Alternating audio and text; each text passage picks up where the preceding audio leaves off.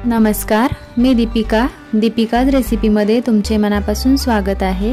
आज बनवूयात desiccated coconut, तेही घरच्या घरी।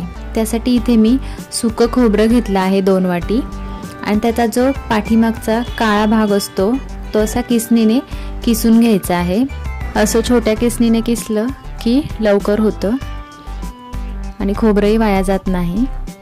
बऱ्याच वेळा आपल्याला डेसिकेटेड कोकोनट हवा असतो नारळाचे मोदक बनवण्यासाठी किंवा लाडू बनवण्यासाठी आणि आपल्याकडे घरी शिल्लक नसतो, त्यावेळेस आपण हे याप्रमाणे करून वापरू शकतो।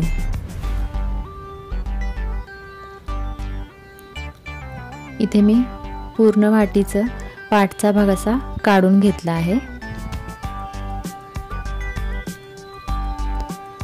आता याचप्रमाणे मी दुसऱ्या वाटीचाही पाठचा भाग काढून घेतला आहे।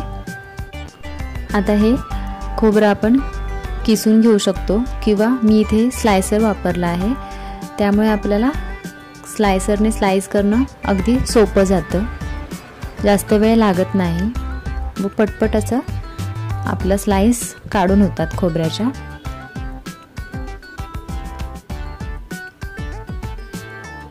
इथे तुम्ही बघू शकता एकदम पातळ अशा स्लाइस निघतात।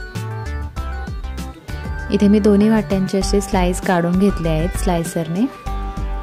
आता हे एका मिक्सरच्या भांड्यामध्ये घेते काढून।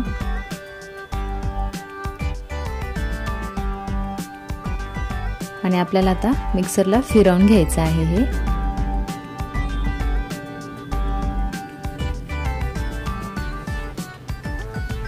इथे मी मिक्सरला फिरवून बारीक करून घेतलं आहे आणि तुम्ही बघू शकता डेसिकेटेड कोकोनट अगदी बाहेरून आपण आणतो तसंच आपण घरच्या घरी बनवलं आहे।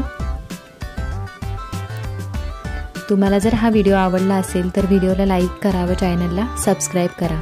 व्हिडिओ पाहिल्याबद्दल धन्यवाद।